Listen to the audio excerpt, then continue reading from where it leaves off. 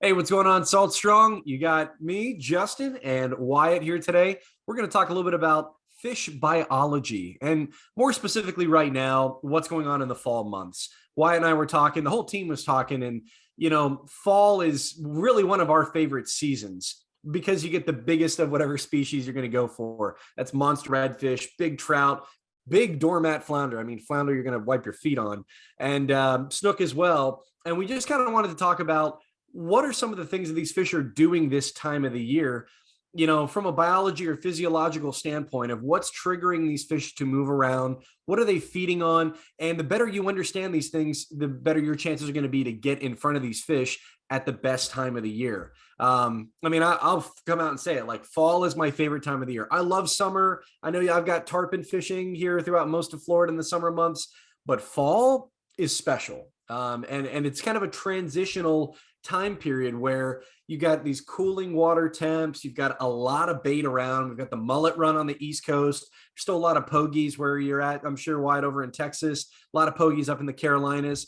And all these fish are following the bait, but some of these fish are spawning right now.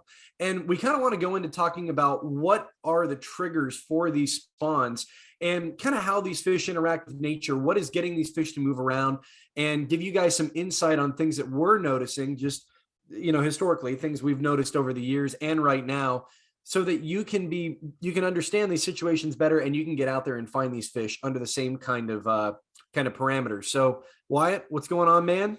Oh man, it is very nice where I'm at. I know it looks a little bit odd. I'm staying in a camper right now here, pretty much at the border of Texas. Going to maybe try and get out, catch some Texas snook today. But there's a lot of great stuff going on in the fall, a lot of fish moving around. And I do have a little bit of spotty Wi-Fi today. So if I chop in and out, just to give you guys a little bit of a warning. But I'm so excited to talk about fish biology. This is my favorite type of aspect for fishing. Talking about the science, understanding why fish do what they do, because ultimately that's what helps us become better anglers. If we have the full picture, we can put together a more full game plan. So I believe we're going to be sharing some really good tips today.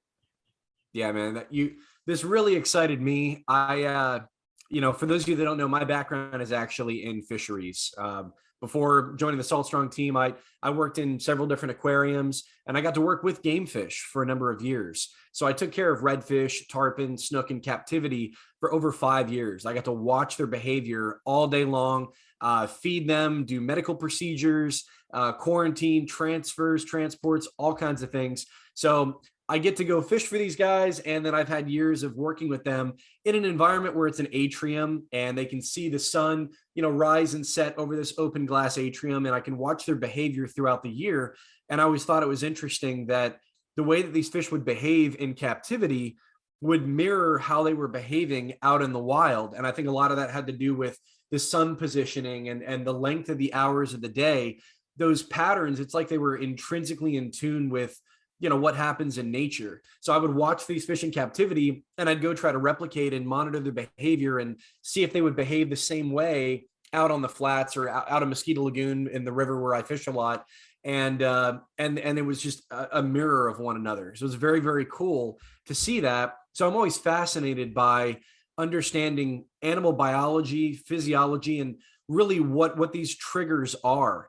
And I think the most excited species, we're just going to go into species first to talk about, is really redfish. Because as you'll agree, Wyatt, like August, September, and October, and probably into November as well. I think it all has to do with storms and water temperature. This is the best time of the year to go for monster redfish. You've been on a bunch of really big redfish over at the jetties out in Texas. You've got a lot of great tips on that. And I'm looking forward to getting on them over at Sebastian Inlet, and they're going to start schooling up here on the flats in Mosquito Lagoon. But, one of the biggest triggers for these fish and why they go where they go is spawning. The water conditions, you've got temperature, you've got generally moon phases are huge. I think that's the biggest thing. I kind of want to have my PSA right here for everybody watching this video. Today is actually the full moon of September in 2021. And a couple days after this full moon and on the next new moon or the next full moon in October is going to be one of the best opportunities to go out and get a monster. So every year I would tell myself, watch the moon phases, get to an inlet, get to a pass, just dedicate my time like I'm going on vacation and just fish those time slots, those 3 to 5 days before, during, and after those heavy moon phases in fall is magical. It really is. So that's what I'm going to spend my time here doing in the next couple of weeks. And I really encourage you guys after this call, or whenever you watch this, to get out on the water around those moon phases. That's the biggest thing. And something interesting, Wyatt, that we talked about, you sent me this article that we looked at, and I kind of want you to take it away and talk about what we learned. Not just, it was about trout, but really some things about that article that really apply to all inshore game fish.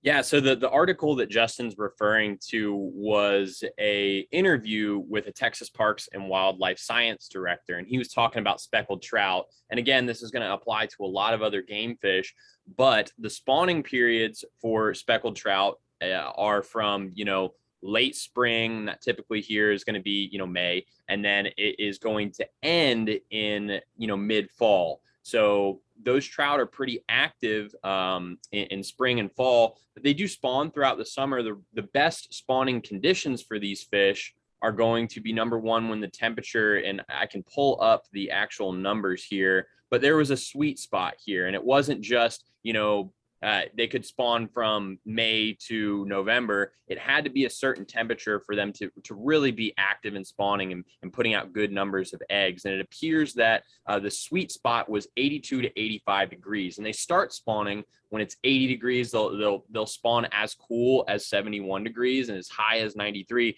But the sweet spot was that low 80s, 82, 85. Typically, we see those temperatures in the water in spring and fall. And if we think about what a fish is going to be, doing when it's active, what's going to cause it to consume more calories, spawning is like number one on the list. Spawning and migrating, and a lot of times fish migrate to spawn. So these trout that are really active in the spring, it's because the conditions are right for them to spawn and produce a lot of eggs. And that process makes them very hungry. It requires their bodies to consume more calories to replenish that energy. And that's why you hear a lot of anglers talk about catching a lot of big trout, a lot of great numbers of trout in the spring, and especially in the fall. Fall is my favorite time to go out and catch a big trout. In fact, I've already got one of my big ones. I was out yesterday here in South Texas, and there's going to be an insider report on that in the Salt Strong Insider Club for those of you who are members. So it's going to be a really great report. You can see everything we're going to talk about. It all funnels into fish are going to be changing their patterns a little bit, where they're going to hold things like that. But it all pretty much everything revolves around the spawn in fall with flounder, redfish. It's all going to be kind of based around migrating to spawn, or they are spawning. And the other factor that was mentioned in this report, an interview with this biologist, was current. And Justin just touched on moon phases. And I remember before I really got deep into fishing, moon phases were this kind of mysterious thing where it was like, oh, do the fish know it's a waxing gibbous, or do they know? No, not at all. What it has to do with is the influence of the moon on the tides. It's just gravitational pull. Don't worry about any other moon phase other than a full moon or a new moon. That's when the gravitational pulls are greatest. In fact, I prefer new moons over full moons because there is less light at night. And typically trout do feed throughout the night. So will redfish and flounder, but trout especially feed pretty heavily at night. They've got great eyes that can pick up prey in low light. And a full moon will allow them to feed at night, but a new moon is what I really like. So those new moons that are coming up in October and November, they're going to be phenomenal because those fish are not going to feed throughout the night. They are going to be spawning, so they're consuming a lot of calories because that gravitational pull of the moon is going to influence the tides and cause the current to be a lot heavier. And fish spawn even more during heavy currents because their goal is to disperse their eggs as wide as possible. There's a lot of trout that are in the inlets right now at the Port Aransas jetties, same place I'm catching my big spawning redfish, and we'll talk about that in a second, because they're trying to disperse their eggs over the widest area possible. It's going to help them spread the population and make sure that there's trout to be there. So heavy tidal flow is really important to get fish that are active. Also, that brings food to them. It's just all the conditions line up for it to be really good. So those really major lunar events like new and full moons are important. And the temperature, that's really the biggest thing I would say that really triggers the spawn. And we'll talk about some of the other species in a second and what happens there. But just a lot of what was mentioned in that interview, and I'm sure we can put a link to that in the blog post, but it seems like anytime you can line up really good current flow with those Goldilocks zone of temperatures that we talked about, especially with trout, because they are such a fragile fish in terms of, they can't stand really hot water and they will die if it freezes, as we saw here in Texas. So those Goldilocks zones in spring and fall typically make trout fishing really good to get onto a lot of fish and get onto, the biggest number, the best quality of fish that you can find throughout the year. What I find most interesting when I read that article is that, I think we have to kind of stop and take a look at how fish are in nature, how all animals are. They want to reproduce, they want to eat, and they want to survive. I mean, those are really the three things that animals are thinking all the time. They want to find structure, they want to feel safe, and they want a good food source. And when we talk about all these factors that these fish are using as kind of like code, what's the water temperature, what's the moon phase, what's the bait availability, what's the structure in the area. We've preached many, many times that passes and inlets are a great holding ground for all of these monster fish. And now's probably the best time to go to those places. And it's, we're looking at it as fishermen, and we're trying to be tactical in approaching and understanding what this code is for all these animals. But you've got deep water, so it's safe and there's going to be structure. You've got a lot of bait because it's just, one of the deepest areas, and naturally there's more water, there's more areas for the bait to hide. But that tidal flow and the moon phases is huge because it allows the predators, trout, redfish, anything, the best chance of their future generation surviving. And that's really the main reason why, leading up to a heavy moon phase and on the backside of the heavy moon phase, yes, trout, redfish, all these animals are going to be spawning. They're going to be very hungry because it requires a lot of energy to fight the current, to migrate, to have the actual act of spawning. So your best chances around fishing a pass, a jetty, an inlet, anything that's going to have really, really heavy tidal flow on specific windows is really important to understand. And that's why I'm so excited talking about this, because it's a window. Before we know it, we're going to blink and it's going to be the end of November, early December, and it's going to be cold and these fish are going to change again. But this is really kind of a magic time to take note of things that if we were fishing out of the open flats and we're just looking at wind direction, we're looking at cloud cover, we're looking at things for a normal day of fishing, those are all important under those settings, open flats, back in the marshes. But right now, there is kind of this magic hour or magic window to go out and fish. And it just got me excited to realize, like, these fish are so survival dependent that if we approach things systematically, is there food, is there structure, is there current flow? And you can match all those three things, you're going to increase your chances of not only catching more fish, probably catching the biggest, version of that species of your life. So that's like the biggest talking point I can say right now. We kind of talked a little bit about trout, and I thought that article was cool, talking about trout like grunting and communicating underwater. They use the word cacophony of sound. There's your $5 word. And yes, like that particular species is very audible. They said they drop basically like a microphone in the water and it could pick up on all the grunts and the communication. It's like they have their own language at night for these male and female trout talking to one another. I believe other game fish as well are nocturnal spawners. Redfish and snook may very much be the same way. But another thing to kind of look at was salinity. I thought that was really interesting. So salinity, for those of you that might not know, like what's considered full strain seawater, the unit would be 33 parts per thousand. That's kind of the standard of what's full strain seawater. So like 100% seawater, 33 parts per thousand. Freshwater, obviously zero.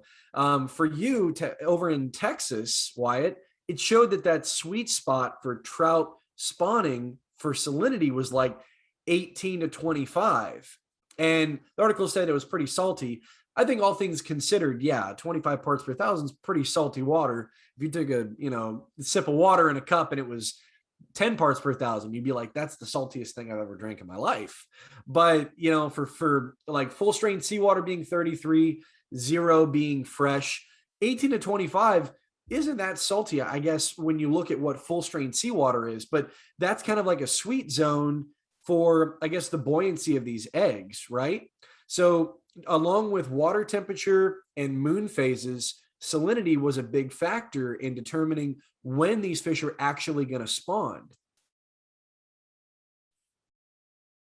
Oops, sorry there. My mic got caught up in unmuting. But yeah, no, that's a huge thing that was mentioned in the article. And if we look at kind of where trout are going to be moving throughout the year, it kind of gives an explanation as to why they are able to spawn and not, because we look at passes and inlets, and yes, there are trout that are going to be spawning there. But the majority, when you look at the numbers that Texas Parks and Wildlife puts out, the majority of trout that are going to be spawning are going to be those 2 and 3 year olds. And they're not very large trout. They really couldn't handle being at a jetty because they would become prey items. And a lot of those numbers trout are going to be further into the bay systems, Corpus Christi Bay, Copano Bay, things like that. And they're not necessarily at the pass or the inlet, but you can find really good numbers leading towards that way. So they're not in the really far back.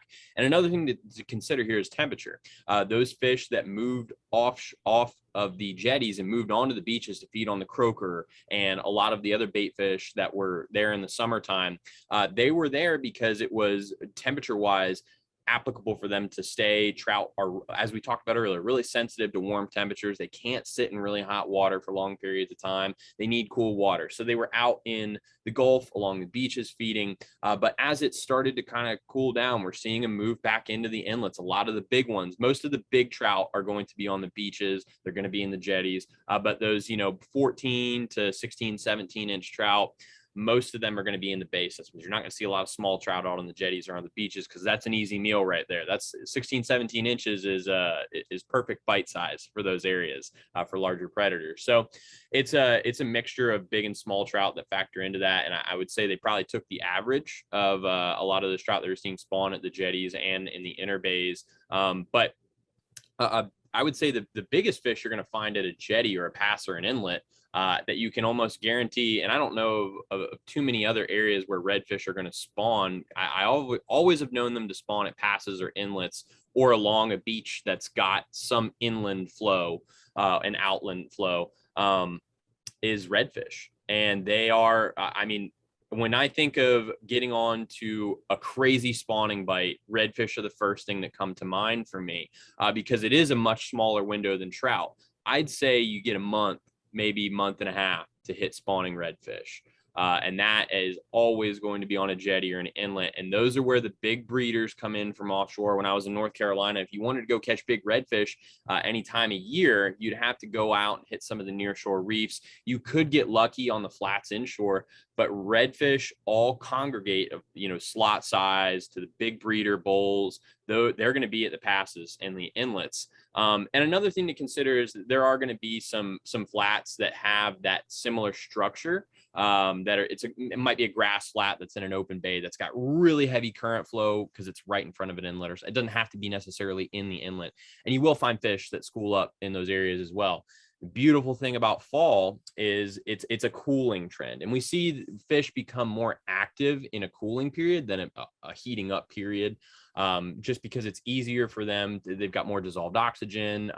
As water temperatures rise, you lose dissolved oxygen, so they're a little bit more active during a cooling period. And that fall, they're not going to shut down as early in the day. We've talked a lot on these podcasts in the summertime. It's tough to fish past 10, 11 o'clock. Those fish are constantly spawning. They've got the perfect temperature to be feeding, and you can catch fish and pretty much equal capacity all throughout the day. So you're going to have more opportunities to put your lure in front of fish that are actively feeding because they're spawning, they're consuming more calories, they will feed longer. You just have more opportunities. Like you said, it's a magic window. All this spawning taking place when there's a cooling period, and that's what all the spawning is triggered by is the temperature drop. It's just there's no better window, and I have no doubt that the best time of the year to be fishing is fall. It's easy to get onto big fish. It's easy to get onto a lot of fish, and it's just perfect conditions. I couldn't say it any, and it's not just redfish and trout. The flounder seasons in North Carolina are based on the fall run. That already happened. It's 2 weeks. But when that temperature changes, those flounder dump out of those marshes. They're going offshore to go spawn. That's where they spawn in the winter. But they all move through the passes and inlets. So exactly where flounder are going to be earlier on in the season. You'll catch more along docks in the intercoastal and things like that. But all of them have to funnel out through that jetty or that pass and that inlet, going there with bucktails and big paddle tails that you're bouncing along the bottom. I mean, it's so easy to get saddle blankets, as they call them here in Texas, or doormat. I mean, there's no better time of year to go out and get after fish, for sure. I want to piggyback on, just the word change. I had mentioned, I think in the podcast that I did with Joe and Luke, and the Tampa Bay Waterkeeper team, when we're talking about red tide. There was a red tide issue that happened in Tampa Bay several months ago. And I made mention to the phrase that nothing good happens fast in nature. And by that, I mean animals and, nature, things are stable, things are consistent. When you get, a dramatic change in water temperature, salinity, an invasive species or an algae or something like that, nature has a hard time adapting very, very quickly. It doesn't mean that it can't adapt, but the change best occurs when it's gradual. I'm going to kind of throw all that for a loop and say that fall, I don't know that necessarily applies, because we talked about what are these triggers, what are these things that fish are needing in order to spawn, in order to move, in order to congregate. And it is change. It's an overabundance of bait. It's structure. It's current flow. And I think one kind of curveball in all this right now are storms and dramatic weather changes. We've talked about prefrontal, postfrontal, and in the summertime when there's more summer showers and you've got inundations of rainfall, I think that's one thing. And you kind of fish a little bit different based on those storm systems and frontal systems, but for fall, when you combine the location of where these fish are going to be, because they're going to be spawning, and you throw in a storm, it's going to change pretty dramatically, and it's going to get these fish to move around.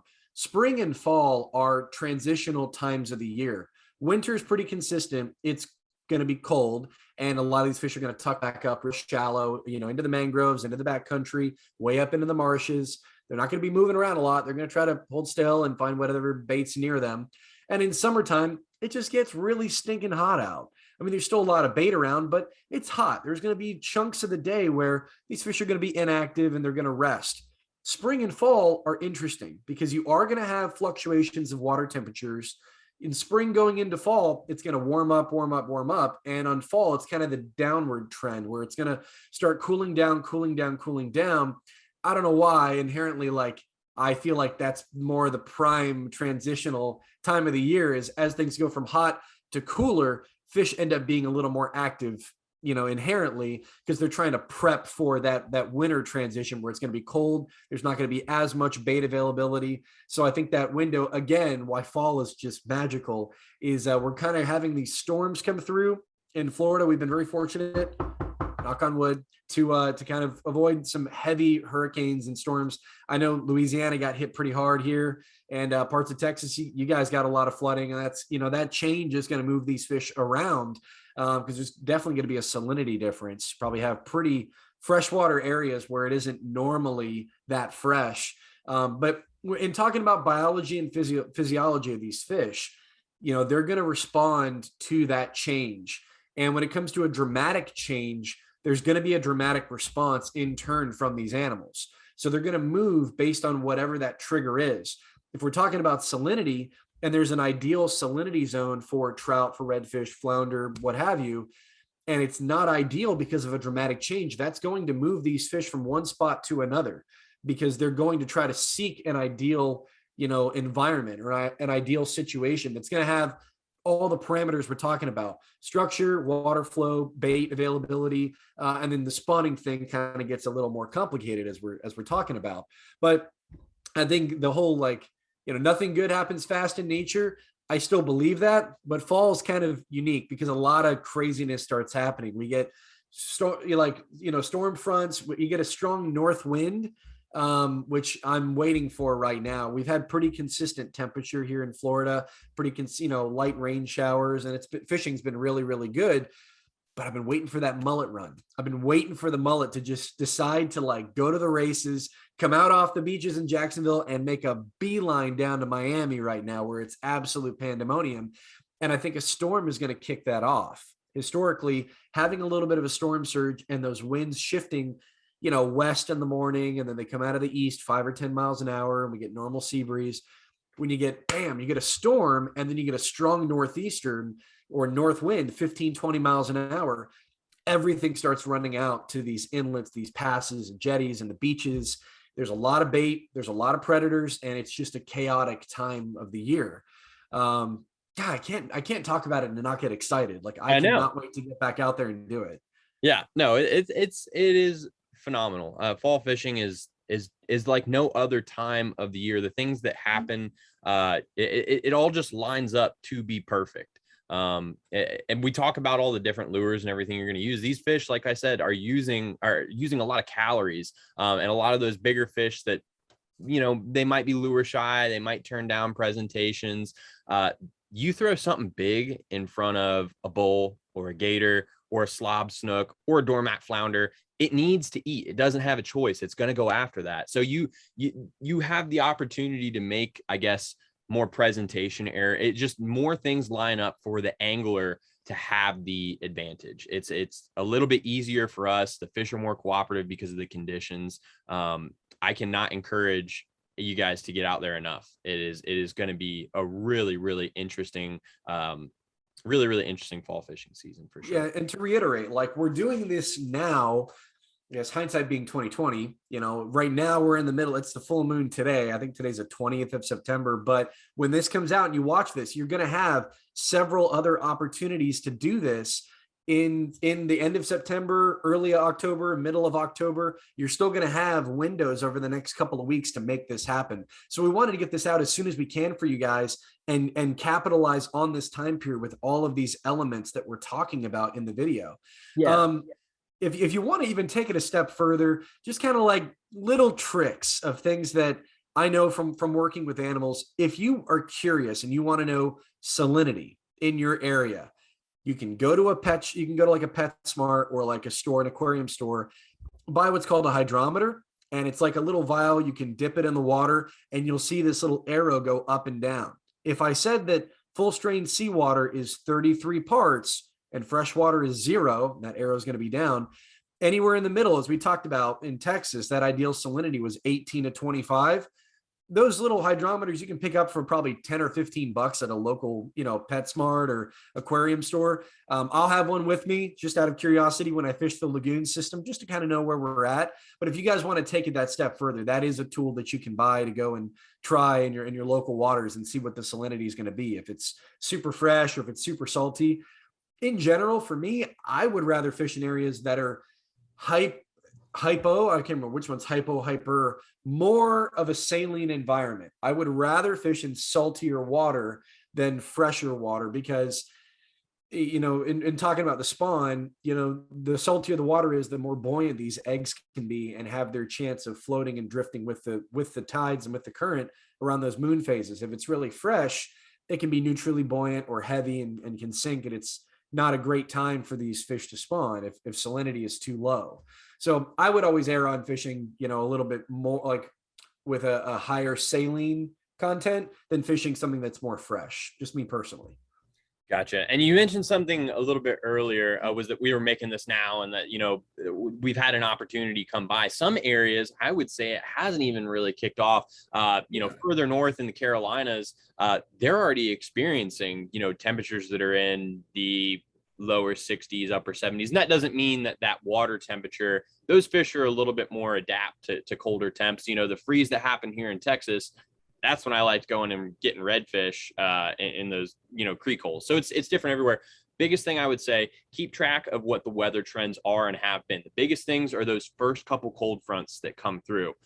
Those storms that came through, hit Texas recently, I have seen a change in behavior from those fish because that cold front came through. It signaled something to them. It let those fish know that, hey, things are about to get a little bit cooler, things are about to change. It let them know. It was kind of like that starting shot at a race. It lets them know what's going on. You know, I've seen heat maps of duck migrations, and they can see when a cold front comes through, those ducks move. We don't have the same technologies for fish to see, you know, what they're going to do when they get that first cold front. I would imagine that because they're animals of instinct, they behave similar. So those first 1-2 cold fronts in your area, start looking for those changes, start testing out some new spots, start going to the jetties. I know it's, you know, if you go there and you don't have a great day, it's like, oh, I don't want to go stand on those rocks, or I don't want to go anchor up and fish those rocks. You need to constantly be going there and checking it out, because one day it's going to turn on, and you don't want to wait till you're having to hear it from other people, because at that point you're going to have 1,000 boats that are on those rocks. Be the first ones out there, find those trends really quickly. But you can also keep track with it in the insider community. We do have a lot of people that are going out there and making really great reports, letting you know what's going on. So if you're not sure, you don't have the ability to get out as often as you'd like, I would definitely say get in the community, check out and see what's going on, because you'll see that shift. Those trends will change. You'll see a lot of those map pins that are getting posted move to those new fall spots. But most importantly, keep an eye on the weather and try and, you know, if you've got a cold front coming through before a major lunar event, that, I mean, it doesn't get better than that. Take off of work if you have to, because those fish are going to be in spawning mode. It's really important that you guys pay attention to the conditions, because it's going to be some really amazing fishing coming here within the next month or two. Yeah, I feel like the community has become kind of my secondhand resource to look at if I want to get an idea. Especially for me, I am trying to follow this mullet run like crazy, because I feel like they're going to pop up on one beach one day, and then the next day they're going to be gone on other social media platforms. Some people might not want to share that info because they're afraid of an inundation of people fishing a certain area. And the community is awesome, because that's kind of what we're all about, is helping anglers be more successful and sharing that information, so you guys can go out and, you know, follow the path of a mullet migration, or find out that there is a really good bite happening right now in Southwest Florida for monster redfish, or, you know, big redfish at the jetties, like Wyatt's been doing here lately. I mean, that's kind of my, you know, I'm looking at weather, I'm looking at NOAA, I'm looking at Weather Underground, I'm looking at, you know, Wind Finder, and I'm looking at the community. Like, that's now a resource that I'm always taking into consideration when I'm trying to formulate my plan on where I'm going to fish and what I'm going to fish for. It's pretty cool. I mean, having that network really helps your batting average be higher. I think that's the thing, right? People talk about going to the jetties and fishing and say, oh man, I had a rough time at the jetty. I've had years of bad days at the jetties, to the point where now when I go, I'm hitting a home run. You know, I'm getting 3 strikes, like, you know, first, second pitch, I'm hitting it out of the park. But I had a lot of failure that I've learned from, to be able to dial in how to use my time effectively and be more successful with that time. And, you know, in these tips in this video and in the community, having the right resources and understanding when to go, what to use, and how to maximize your efforts. And you go out and you have a banner day, you're going to say, oh my gosh, I just cracked a puzzle that I have not been able to figure out. And it's so rewarding. So I'm excited to talk about this. I'm excited to actually go do it and put it into application. And Wyatt, when you get a good weather window, I mean, that trout you caught, dude, over this past weekend was like a monster. I got to shift gears and get onto the flats, kind of some areas I have in Mosquito Lagoon, to go try that here soon. Yeah, I mean, and I know that there's going to be more, because this is the time of year that it happens. You know, I try to fish for numbers oftentimes in the summer. I'm not really going after my trophies, but spring and fall especially, just because these fish have had time throughout the year to get larger. Even a lot of the numbers fish that I was catching have grown in size. So you just get on more quality fish before, you know, unfortunately, a lot of times winter will knock out some of the older fish that are really big, but they're starting to get a little fragile. So fall is best time of year to go catch your trophies, without a doubt. So definitely, you know, there's going to be more of those trout coming. Hopefully I'll get on to some redfish, maybe a Texas snook we'll see here, and a lot of flounder for sure. I'm so excited for the flounder run. That'll be here within next probably 3 weeks, I would say, in Texas, at least where I'm at. So stay tuned for that, guys. It's going to be some great tips coming there. Good deal, man. that covers a lot of bases, guys. We were just really excited to share this podcast with you, let you know some tips and tricks of what you need to look for here in these transitional time periods in fall. Fish are going to be moving around. They're going to be oriented to inlets and areas with heavy current flow around big moon phases. They're going to be eating a lot. You got a lot of energy being spent for moving and spawning. So when you find big congregations of bait, likely some of the biggest trout, redfish, snook, flounder are going to be nearby. Guys, this is just like the tip of the iceberg. We were just like, I was overwhelmed to do this podcast with Wyatt when you reached out to me to talk about it. But this is just the stuff we're sharing with you, all of the finer details about how to actually go out there and plan your day to the T, what rods to use, reel, all the tackle and gear, what lures to throw, certain areas that these fish are hiding right now. We share all of that stuff in this insider community that we're talking about with our insider club. If you guys haven't checked it out, you got to go over to saltstrong.com, click it, go into the Insider Club, learn more about what we're doing over there to help you guys be better anglers. That, like I mentioned, years and years of frustration of just having that passion of wanting to get better. And I didn't have this resource. We didn't have this resource, 10 years ago. We had some forums, and this was pre-Facebook, and this was go out and, all right, I'm going to just try. Too nervous to talk to people, and many, many days skunking out or catching a catfish on the wrong bait. And to have this now is huge. Like, you will save so much time and money and can go out and just like knock it out of the park, like we're talking about, if you just follow these tips we're giving you guys and learn a little bit of the secrets that we have behind the closed doors. So head over to saltstrong.com, check us out in the insider community. We know you guys are not going to be disappointed.